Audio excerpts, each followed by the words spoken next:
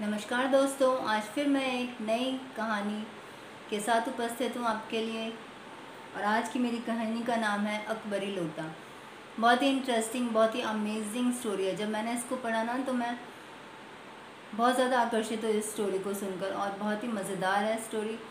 तो मैंने सोचा क्यों ना आप लोगों के साथ भी शेयर करूँ। तो प्रस्तुत है कहानी अकबरी लोटा। लाला झाऊमल को खाने पीने की कमी नहीं थी। काशी के ठठेरी बाजार में मकान था उनका। नीचे की दुकानों से 100 रुपये मासिक के करीब किराया भी आ जाता था। अच्छा खाते थे, अच्छा पहनते थे, पर 250 रुपये तो एक साथ आँख सेकने के लिए भी ना मिलते थे। इसलिए जब उनकी पत्नी ने एक दिन एकाएक 250 रुपये की मांग पेश की, तब उनका जी एक बार ज़ोर से सनसनाया और फिर बैठ गया। उनकी यह दशा देखकर पत्नी ने कहा, डरिए मत, आप देने में असमर्थ हों तो मैं अपने भाई से मांग लूं। लाला झाऊमल तिलमिला गए। उन्होंने रौब के साथ कहा, अजी हटो, 250 रुपये के लिए भाई से भीख मांगोगी? मुझसे ले लेना। लेकिन मुझे इसी ज़िंदगी में चाहिए। अजी इसी सप्ताह में ले लेना। सप्ताह से उसका तात्पर्य 7 दिन से है, ना कि 7 वर्ष से। लाला झाऊमल ने रौब के साथ खड़े होते हुए कहा, आज से 7वें दिन मुझसे 250 रुपये ले लेना, बस। लेकिन जब 4 दिन ज्यों के त्यों ही बीत गए और रुपयों का कोई प्रबंध न हो सका, तब उन्हें चिंता होने लगी। प्रश्न उनकी प्रतिष्ठा का था, अपने ही घर में अपनी साख का था। देने का पक्का वादा करके अगर अब दे न सके तो अपने मन में वह क्या सोचेगी? उसकी नज़रों में तो मैं गिर जाऊंगा। अपनी वाहवाही की सैकड़ों गाथाएं सुना चुके थे उनको। अब जो एक काम पड़ा तो चारों खाने चित्त हो रहे थे। यह पहली बार है उसने मुंह खोलकर कुछ रुपयों का सवाल किया था। इस समय अगर दुम दबाकर निकल भागते हैं तो फिर उसे क्या मुंह दिखलाएंगे। खैर, एक दिन और बीता। 5वें दिन घबराकर उन्होंने पंडित बिलवासी मिश्र जी को बुला लिया और उन्हें अपनी विपदा सुनाई। संयोग कुछ ऐसा बिगड़ा था कि बिलवासी जी भी उस समय बिल्कुल फुक्स थे। उन्होंने कहा, भाई मेरे पास तो है नहीं, मैं कहीं से मांग जांच कर लाने की कोशिश करूँगा। अगर मिल गया तो कल शाम को तुमसे मकान पर मिलता हूँ। वही शाम आज थी, हफ्ते का अंतिम दिन। कल 250 रुपये या तो गिन देना या सारी हेकड़ी के साथ धोना है।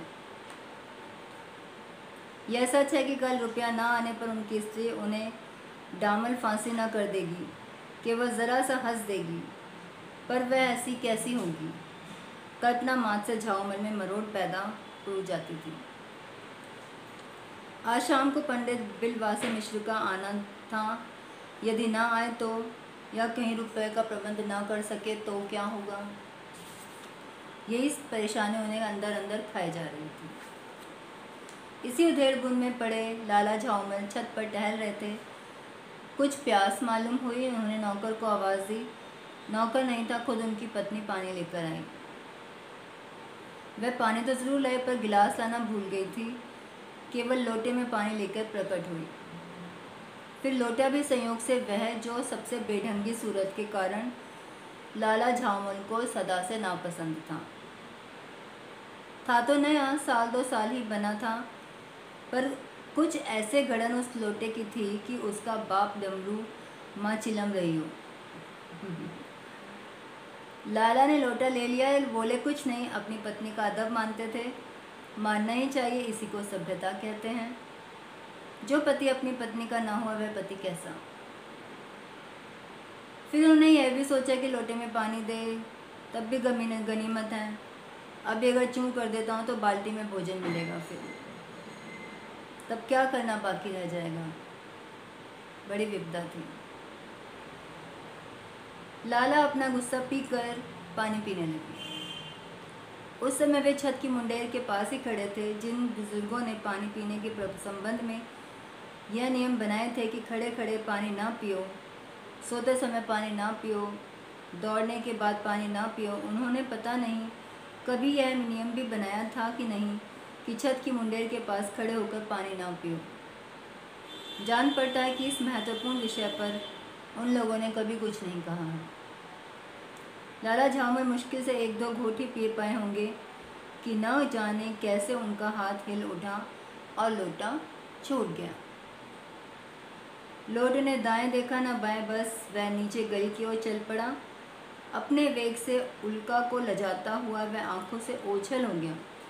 किसी ज़माने में न्यूटन नाम के किसी खुराफाती ने पृथ्वी की आकर्षण शक्ति नाम की एक चीज़ ईजाद की थी।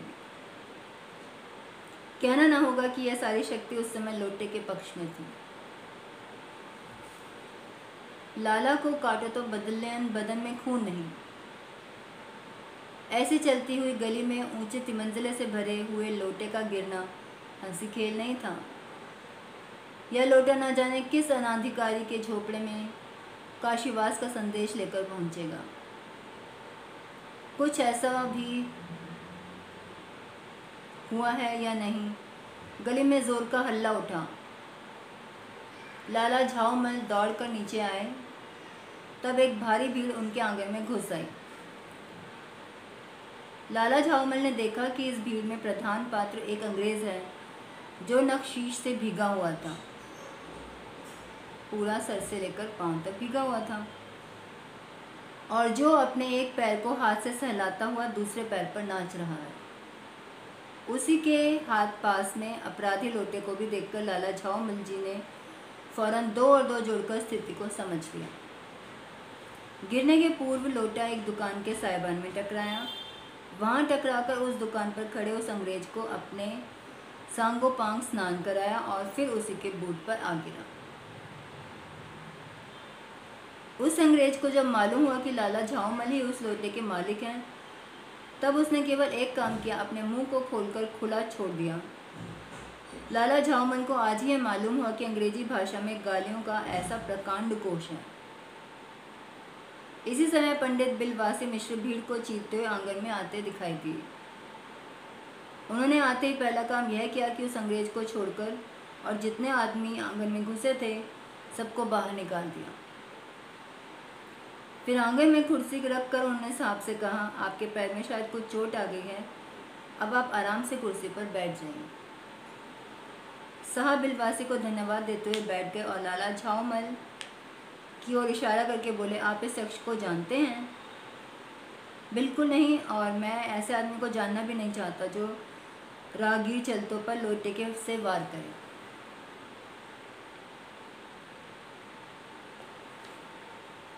इस विवरण को सुनते सुनते साहब की आंखों पर लोभ और आश्चर्य का ऐसा प्रभाव पड़ा कि वे कौड़ी के आकार से बढ़कर पकौड़ी के आकार की हो गई। उसने बिलवासी जी से पूछा, तो आप इस लोटे का क्या करिएगा? मुझे पुरानी और ऐतिहासिक चीज़ों के संग्रह का शौक़ है। मुझे भी पुरानी और ऐतिहासिक चीज़ों के संग्रह करने का शौक़ है। जिस समय ये लोटा मेरे ऊपर गिरा था उस समय मैं यही कर रहा था। उस दुकान से पीतल की कुछ पुरानी मूर्तियाँ खरीद रहा था। जो कुछ हो लोटा तो मैं ही खरीदूंगा। अब ये बोल रहे हैं उनके मित्र बिलवासी मिश्र जी, मैं ही खरीदूंगा। वह आप कैसे खरीदेंगे? मैं खरीदूंगा, ये मेरा हक है। हक है, ज़रूर हक है। यह बताइए कि इस लोटे के पानी से आपने स्नान किया था या मैंने? आपने, अंग्रेज़ ने किया था ना स्नान। वह आपके पैरों में गिरा था या मेरे? आपके। अंगूठा उसने आपका भुर्ता बनाया या मेरा? आपका। इसलिए इसे खरीदने का हक मेरा है। यह सब बकवास है। दाम लगाइए, जो अधिक दे वह ले ले। हाँ, यही सही है। आप इसका 50 रुपये लगा रहे हैं तो मैं 100 देता हूँ। मैं 150 देता हूँ। उसने भी बढ़ा दिए, मैं 200 देता हूँ। अजी मैं 250 देता हूँ। यह कहकर बिलवासी जी ने 250 के नोट नाला झाउल के आगे फेंक दिए। साहब को भी ताब आ गया। उसने कहा, आप 250 देते हैं तो मैं 500 देता हूँ। अब चलिए। बिलवासी जी अफसोस के साथ अपने रुपए उठाने लगे, मानो अपने आशाओं की लाश उठा रहे हैं। साहब की ओर देखकर उन्होंने कहा, लोटा आप ही लीजिए, ले जाइए, मेरे पास 250 से अधिक नहीं है। यह सुनना था कि साहब के चेहरे पर प्रसन्नता की कूंज गिर पड़ी। उसने झटपट लोटा लिया और बोला, अब मैं हंसता हुआ अपने देश लौटूंगा। मेजर डगलस की डींग सुनते सुनते मेरे कान पक गए थे। मेजर डगलस कौन है? मेजर डगलस मेरे पड़ोसी हैं। पुरानी चीज़ों के संग्रह करने में मेरी उनकी होड़ रहती है। गत वर्ष वे इस हिंदुस्तान आए थे और यहाँ से जहांगीरी अंडा ले गए थे। जहांगीरी अंडा? हाँ, जहांगीरी अंडा। मेजर डगलस ने समझ क्या रखा है, हिंदुस्तान से वे ही अच्छी चीज़ें ले जा सकते हैं, पर जहांगीरी अंडा है क्या? आप जानते होंगे कि एक कबूतर ने नूरजहां से जहांगीर का प्रेम कराया था।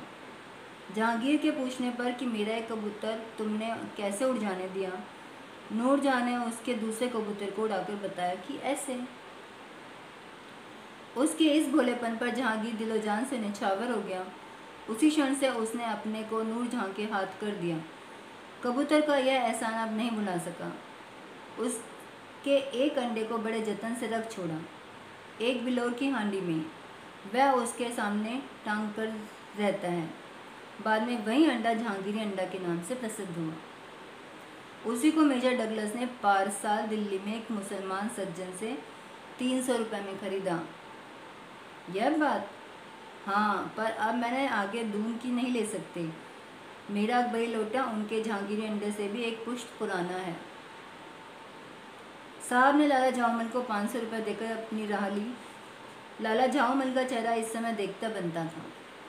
जान पड़ता था कि मुंह पर 6 दिन की बड़ी हुई दाढ़ी का एक एक बाल मारे प्रसन्नता के लहरा रहा था। उन्हें पूछा, बिलवासी जी मेरे लिए 250 रुपया घर से लेकर आए, पर आपके पास तो थे नहीं। इस भेद को मेरे सिवा मेरा ईश्वर ही जानता है। आप इसी से पूछ लीजिए, मैं नहीं बताऊंगा। पर आप चले कहाँ? मुझे बहुत काम है 2 घंटे तक। 2 घंटे तक? हाँ, और क्या। अभी मैं आपकी पीठ ठोक कर शाबाशी दूंगा, 1 घंटा इसमें लगेगा। फिर गले लगाकर धन्यवाद दूंगा, 1 घंटा इसमें भी लग जाएगा। अच्छा, पहले 500 रुपये गिनकर सहेज लीजिए। रुपये अगर अपना हो तो उसे सहेजना एक ऐसा सुखद मनोहर कार्य है कि मनुष्य उस समय सहज में ही तन्मयता प्राप्त कर लेता है। लाला झाऊलाल ने अपना कार्य समाप्त करके ऊपर देखा। फिर बिलवासी जी इस बीच अंतर्ध्यान हो गए। उस रात्रि में बिलवासी जी को देर तक नींद नहीं आई। वे चादर लपेटे चारपाई पर पड़े रहे। 1 बजे वे उठे। धीरे, बहुत धीरे से अपनी सोई हुई पत्नी के गले में उन्होंने सोने की एक सिकड़ी निकाली जिसमें एक ताली बंधी हुई थी। फिर उसके कमरे में जाकर उन्होंने उस ताली से संदूक खोला। उसमें 250 के नोट ज्यों के त्यों रखकर उन्होंने उसे बंद कर दिया। फिर दबे पांव लौटकर ताली को उन्होंने पूर्ववत अपनी पत्नी के गले में डाल दिया। इसके बाद उन्होंने हंसकर अंगड़ाई ली। दूसरी सुबह 8 बजे तक चैन की नींद सोए। और ये बहुत खूबसूरत कहानी लिखी है अन्नपूर्णानंद वर्मा जी ने। एक ऐसे लेखक जिनका नाम हमें याद तक नहीं रहेगा, लेकिन हाँ, उनकी कहानी हमें हमेशा याद रहेगी। अकबरी लोटा। किस तरह से उन्होंने अपनी ज़रूरत पड़ने पर एक साधारण लोटा अकबरी लोटा बनाकर अंग्रेज को बेच दिया और अपनी साख, जो अपनी पत्नी की नज़रों में उन्होंने अपनी साख कमानी थी, वो कमा ली। तो कैसी लगी आपको ये कहानी, कमेंट में ज़रूर बताइएगा। और प्लीज़ प्लीज़ प्लीज़ मेरे चैनल को सब्सक्राइब कीजिए। इसमें आपका कुछ नहीं लगना, बस मुझे मोटिवेशन मिलता है। तो मिलते हैं नेक्स्ट वीडियो में एक नई कहानी के साथ। तब तक के लिए बाय।